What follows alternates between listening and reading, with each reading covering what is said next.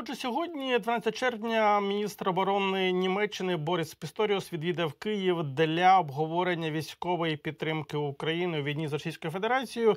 Було заявлено, що Пісторіус планує обговорити питання щодо постачання тих чи інших зразків озброєння. І, власне, ми знаємо, що Німеччина є лідером серед європейських країн у наданні військової допомоги Україні. Про що говорилося цього разу? Пісторіус повідомив, що цього року обсяги військової допомоги з боку Німеччини можуть досягнути аж 7 мільярдів євро. І навіть більше, якщо буде домовлено про додаткове надання коштів в обсязі 1,9 мільярдів. Тобто, взагалі, можна говорити про 9 мільярдів від Німеччини. Це, власне, такий дуже великий показник військової і фінансової допомоги для України. Але Пісторіуса запитали про те, чи буде передавати Німеччина Тауруси до України. На прес-конференції він чітко сказав, що ні. Але Берлін братиме участь у фінансуванні виробництва далекобійної зброї для України. Про що саме йдеться, коли ми говоримо про далекобійну зброю? Ми знаємо, що серед тих визначених 7 мільярдів євро є щонайменше 400 мільйонів, які скеровані на закупівлю фінансування таких проєктів, як далекобійний дрон «Лютий», який активно використовується для ударів по Російській Федерації. Також передбачається фінансування окремих приватних компаній, які виготовляють ракетодрони і дрони-перехоплювачі. Все це якраз входить в обсяги тієї фінансової допомоги, про які сказав сьогодні Борис Пісторіус. Також йдеться про посилення нашої протиповітряної оборони.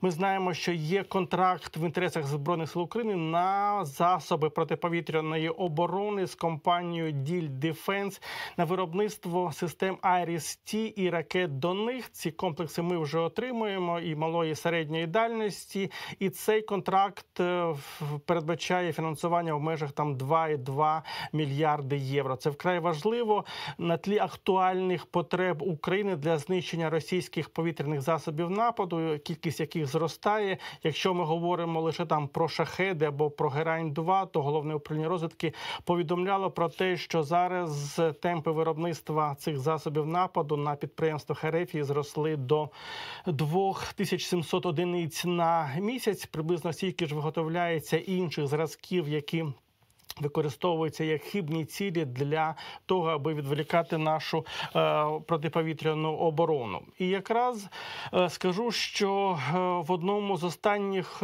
комбінованих далекобійних ударів по Києву рашисти використовували новий реактивний дрон. Це якраз пояснює інформацію про те, що під час атаки деякі кияни чули такий нехарактерний для атаки шахедів свист. Цей дрон було збито. Наша агенція Defense Express отримала фото спалених уламків цього дрону. Серед уламків було, бачимо зараз, малогабаритний реактивний двигун, що пояснює інформацію про незвичний звук, тому що якраз це було від реактивного двигуна. І також бачимо окремі пульти, компоненти, які говорять про те, що саме це міг бути безпілотний комплекс під назвою «Герань-3». Це аналог іранського реактивного дрона «Камікадзе» «Шахед-238» з китайським реактивним двигуном. Про такі зразки, які зараз намагаються виготовлятися на російських підприємствах,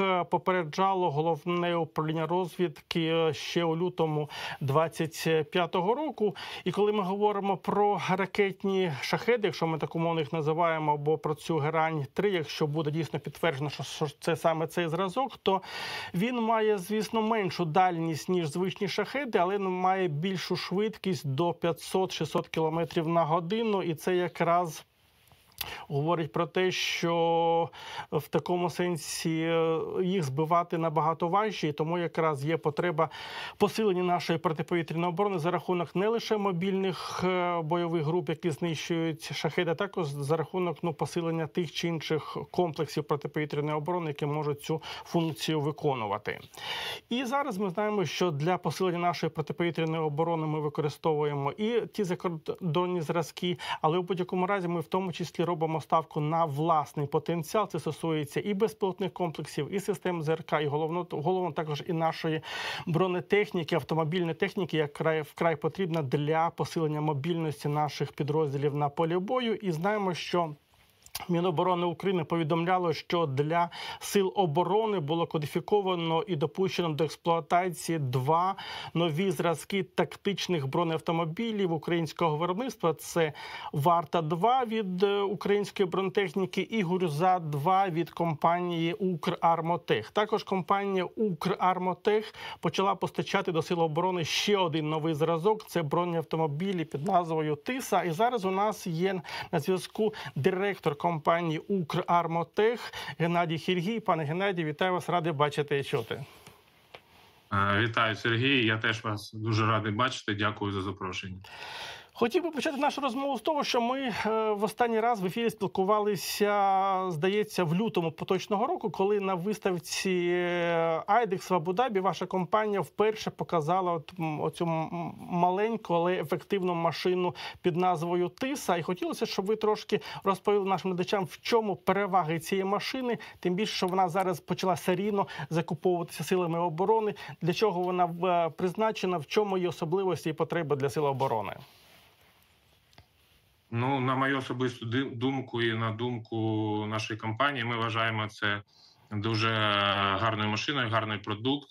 Вона предназначена для транспортування швидких мобільних груп, для транспортування особового та командного складу, для швидкого реагування та для різного роду операцій розвідки. Тому ми розробили цю машину, дивлячись на ці завдання, запропонували її, і вона має високий попит.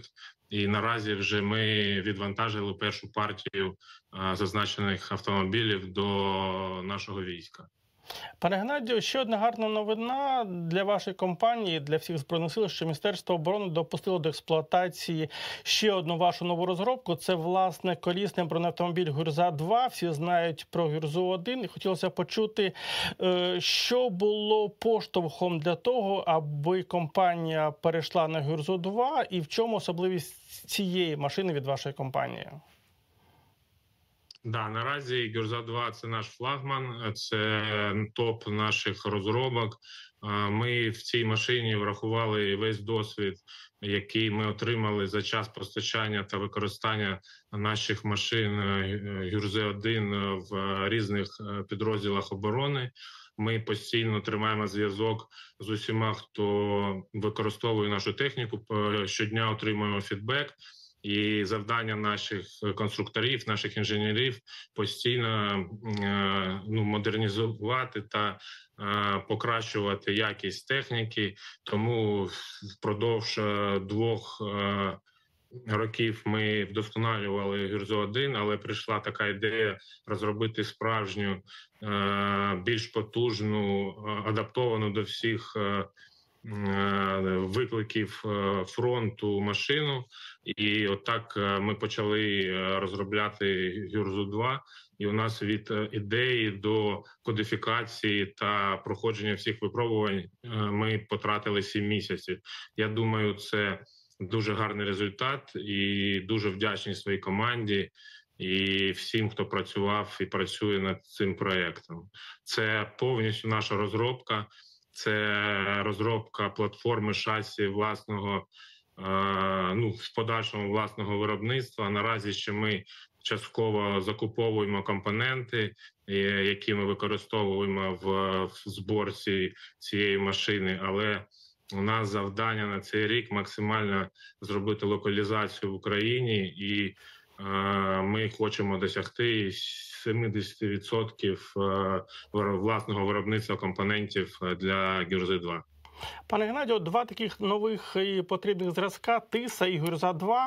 І виникає питання, яка загальна ситуація з завантаженням підприємства, чи є замовлення під ці зразки, і як ці замовлення відповідають реальним спроможностям вашого підприємства?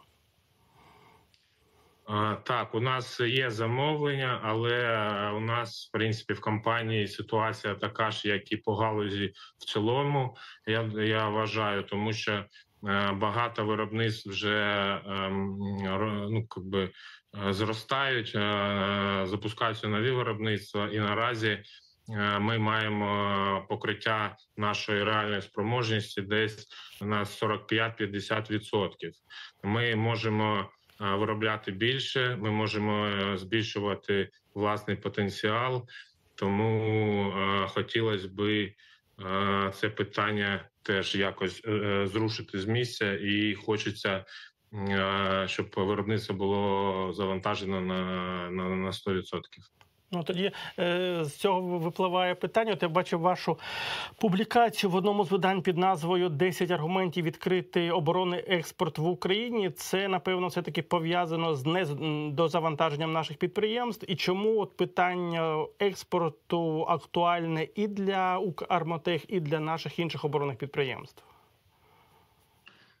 Так, я вважаю це одним з найголовніших питань, і воно дійсно одне з найобговорюваніших наразі. Я знаю, це питання підіймається і обговорюється на всіх рівнях різних платформ, різних дискусій, тому що дійсно багато виробництв наразі розвивається, багато запущено нових виробництв, і ми маємо покриття 40-50%.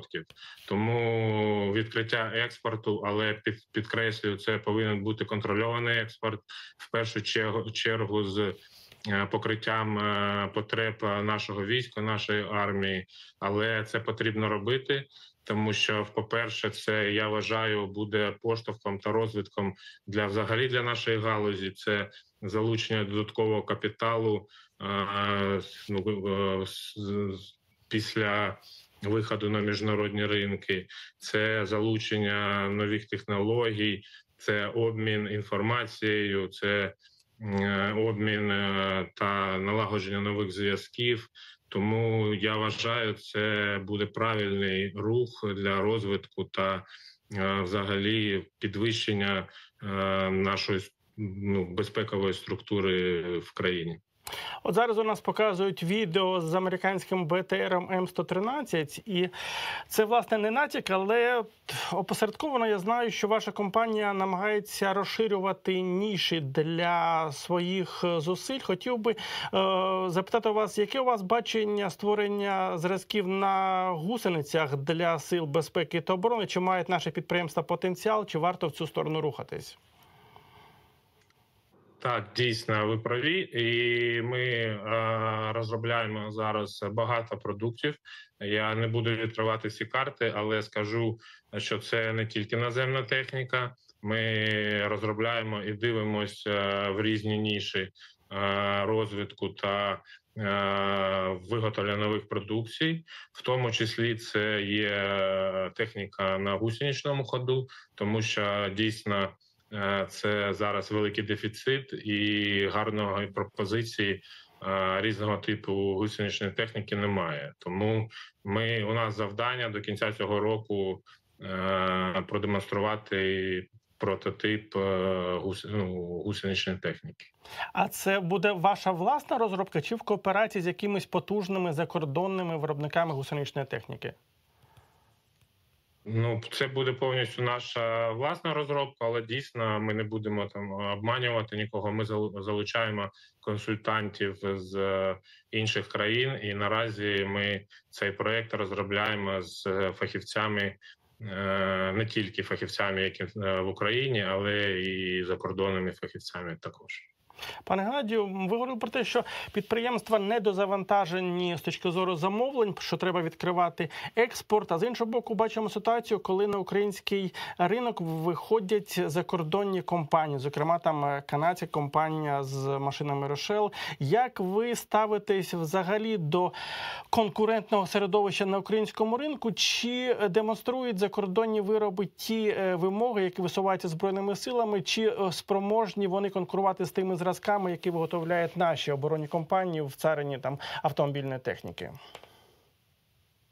Так, насправді конкуренція значно зросла і зростає, і це ознака здорового ринку, тому що здорова конкуренція – це завжди провокує покращення якості.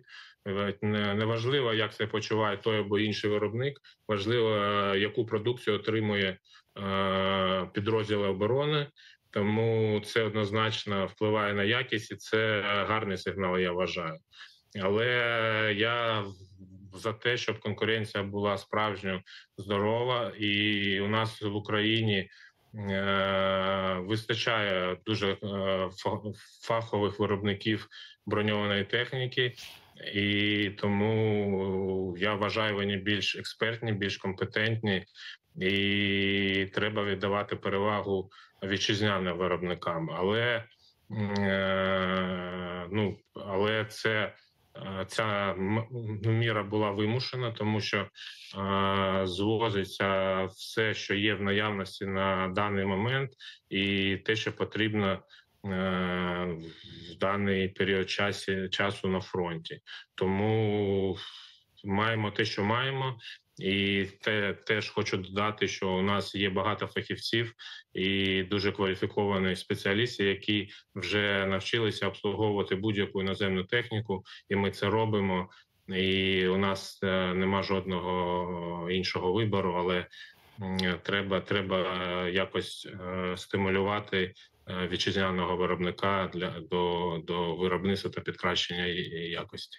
Зараз думаю, що нам покажуть все-таки відео з вашою Гюрзою 2. І хотів би запитати, на чому зробить компанія основну ставку, аби, умовно кажучи, переграти конкурентів? За якими складовими рухається ваше підприємство, аби дійсно постачати нашим Збройним силам найбільш якісну продукцію, в тому числі з забезпеченням усього необхідного сервісу? Це теж, напевно, треба розповісти, в чому фішка вашої компанії.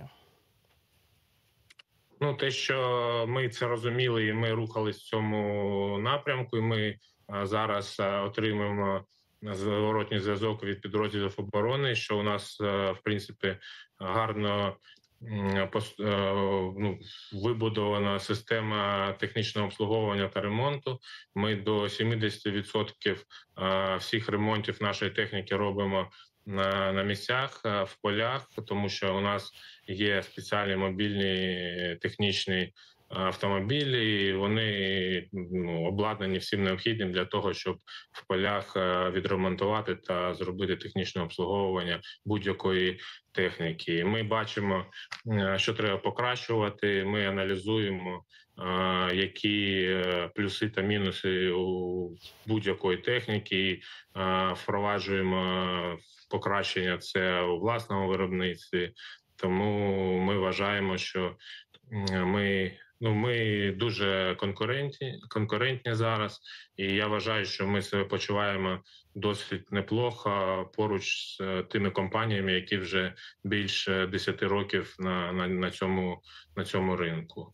Це по-перше. По-друге, як я вже казав, у нас завдання до кінця цього року локалізувати виробництво компонентів автомобіля до 70%. Це значно може впливати на вартість автомобілю та на якість і кількість можливості постачання бронеавтомобілів у військо, тому що всі закордонні виробники, які виробляють компоненти для платформ, це завжди обмежена кількість до постачання. Пане Геннадію, дуже дякую за включення, за те, що ви та ваша компанія максимально докладає зусиль для посилення наших сил безпеки та оборони. Нагадаю, що це був керівник компанії «Укрармотех» Геннадій Хиргій, і ця компанія дійсно зараз пропонує нові зразки для сил безпеки та оборони.